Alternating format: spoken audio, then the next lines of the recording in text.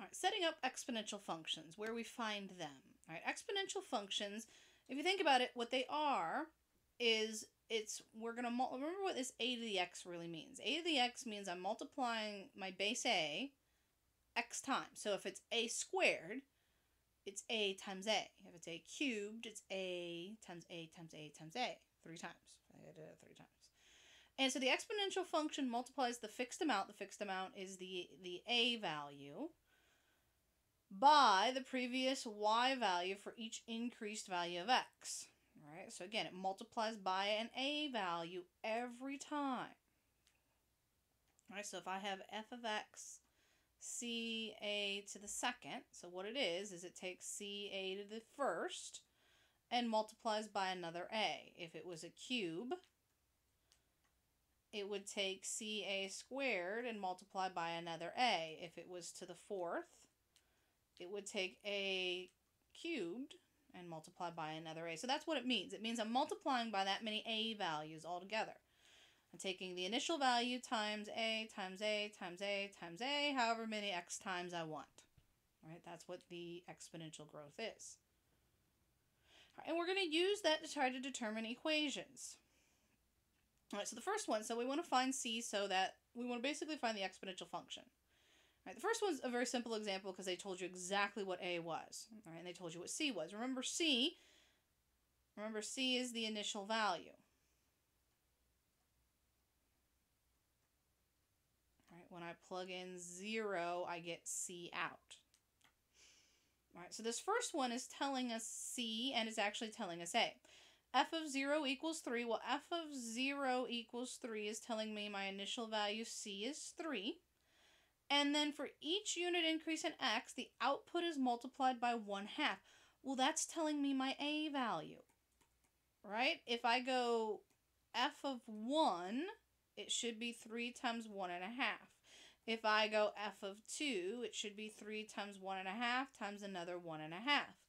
And so that's 3 times 1.5 squared. And so this is my a value. And so it's giving you all your values. And so the function is just, for this particular model they described here, f of x has to be a leading coefficient of 3, 1.5 raised to my exponent. If I plug 0 in, I get 3 out.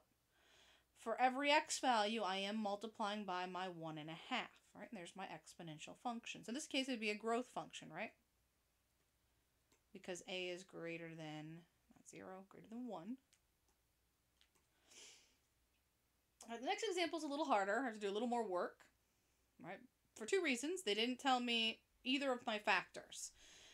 They didn't tell me what my initial value was or what the multiplying factor was, although I can kind of figure it out based on what I have. So I'm going to use algebra, although you might be able to figure this out logically, and I'll kind of talk about that after I kind of set it up with algebra. All right, so I need to find my c and my a.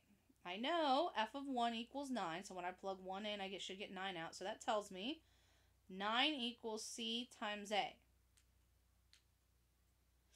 All right, and then I know f of 2 equals 27, which tells me 27 equals ca squared. All right, so the easiest thing to do is to get rid of the c. I'm going to solve for c and substitute it out. So in this case, it's the easier one. And so 9 divided, so my a's and my 9's kind of look alike. It's an a. So 9 divided by a equals my c value, and I'm going to substitute it into this expression. So I get 27 equals 9 divided by a times a squared. All right, my a and my a squared reduce, so I get 27 equals 9a divided by 9, divided by 9. That's a 9 that I'm dividing by. And so 27 divided by 9 is 3. And so I know my base is 3. And I could have maybe figured that out because 9 and 27 multiply out to 3. But sometimes I can get fractional ones because I don't know what that leading c is. And so I can't always guarantee this is the best method to go. It's just kind of figure it out by hand. All right, well, now I need to figure out what my c is, right? I have a. Now I need to figure out what c is. Well, I kind of go back to this original expression, right? I had 9 equals c times a. I know a is 3. I'll divide by my 3. And so actually in this case, it's a coincidence. It's not always going to happen. It just happens to turn out that in this case, everything's 3's. And so my constant out front is 3 and my base is 3. So my function is f of x. 3 times 3 to the x. And you can check your answer to make sure it's correct. If I plug 1 in, I should get 9 out, and I do. If I plug 2 in, I should get 27 out, and I do. And there's my exponential function. All right, the next examples are more what you see in applications. All right, suppose that we know that there's initially 5,000 bacteria, right, based on size or whatever. And we also know the sample doubles every hour. So every hour it's going to multiply by 2, double, right? That's what it means, multiply by 2. So the exponential function that models this bacteria growth. So I'm going to use b of t equals c b raised to the t, all right, where it stands for my bacteria. And so c is my initial value, right? At time 0, I get 500 bacteria, right? If I plug 0 in, I get 500 out. And then it tells me it doubles every hour, all right, every hour. So if t equals 1, I know b of t,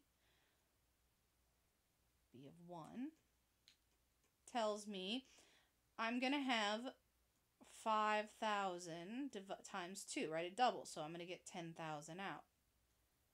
And then the next hour, 2, I'd multiply it by double again. So it'd be 5,000 times 2 times another 2, if you want to write it out that way, right? It'd be 10,000 times 2 times another 2. And so my base has to be 2 in this case, right? So A has to be 2. And so my bacteria, BT, is equal to 500, 2 raised to the t. And there's my bacteria growth. And then I can check it. It doubles, so at 1 it should give me out 10,000. At 2 it should give me out 20,000. At 3 it should give me out 40,000, right? And it does. It does follow that model. All right, the last example of these cases. All right, a fish population has 6,000 initially, so there's my C, right? My initial value is 6,000, meaning fish. I'll just do f of x. So f of 0 equals 6,000, so that's my C. It's declining by half its population each year. Find the exponential function that models the population's decline. So I know it's a declining case. That means I should get a fraction out. It tells me what fraction I should get out, right? After 1 year, I should have half of what I started with. So 6,000 times 1/2 means I should be down to 3,000. After another year, it'll be that 3,000 times another 1/2, which will get me out to 1,500.